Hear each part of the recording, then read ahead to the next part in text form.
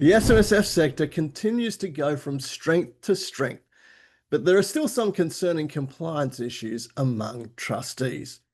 Paul Delahunty from the ATO is with me to provide some insights into what the regulator is seeing at the moment. Hello, Paul. How are you? Thank you very much for joining me.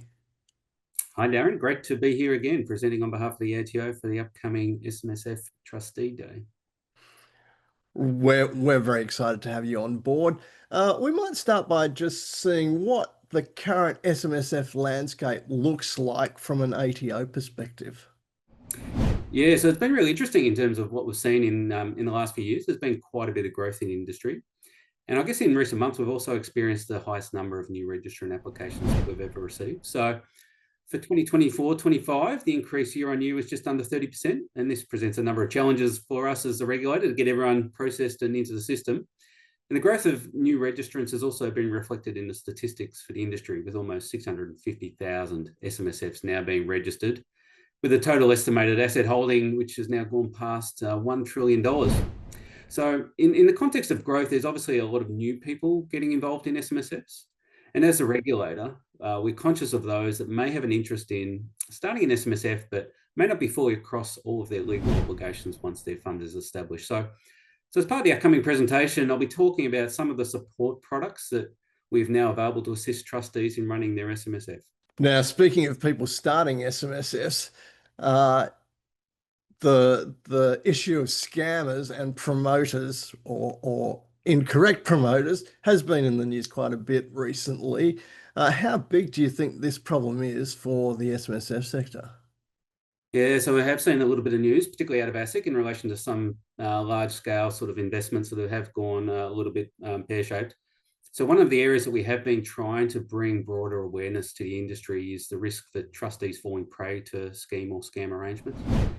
And the internet is a big place, and there is often a lot of misinformation out there about self-managed super funds and bad investment options that might be available to them, which can result in individuals being taken advantage of. And the unfortunate consequence of this is that we're starting to observe a lot more situations where trustees have suffered devastating loss in relation to their retirement savings as a result of these bad investments and being taken advantage of. But it's just not those peddling bad investments that trustees should be aware of. It's also those who promote and facilitate what we call illegal early access schemes. And this has been a growing area for us in recent years in relation to increasing concern. So as part of my upcoming presentation, I'll take a little bit of time to talk about the cross-agency approach that we're adopting, particularly with ASIC, to take firm compliance action against some of those individuals who are promoting illegal early access schemes. Yep. Now, we've just ticked over into the new financial year. So can you share with us some insights in relation to this year's program of work in the SMSF sector that you're focusing on? Yeah, it is an interesting time for SMSFs, particularly given the large amount of public discussion that's occurring in relation to government's proposed policy around Division 296 tax. While we are watching with interest, as like the rest of the industry, as to how that will unfold and where the proposed policy may lead, there are some key focus areas for us that we'll continue to have at the front of our radar for ensuring that funds and their auditors are continuing to act appropriately. And this includes how fund assets are valued, situations where money is taken out of a fund before a condition of release has been met, as mentioned earlier. That's illegal early access. And the other one I want to flag is funds that don't meet their lodgement obligations.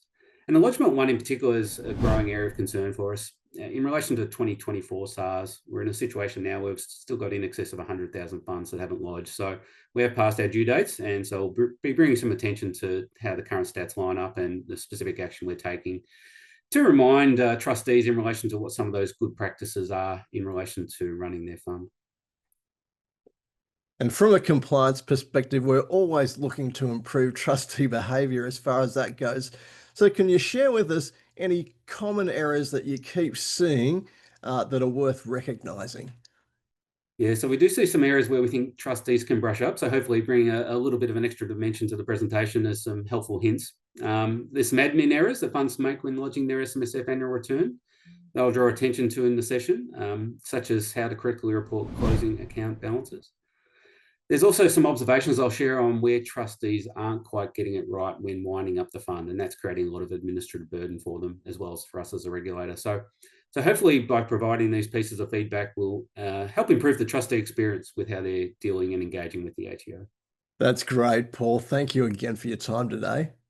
Thanks, Darren, and looking forward to the upcoming sessions. Paul will be presenting at the SMSF Trustee Empowerment Day 2025, co-hosted by SMS Trustee News and the SMSF Association.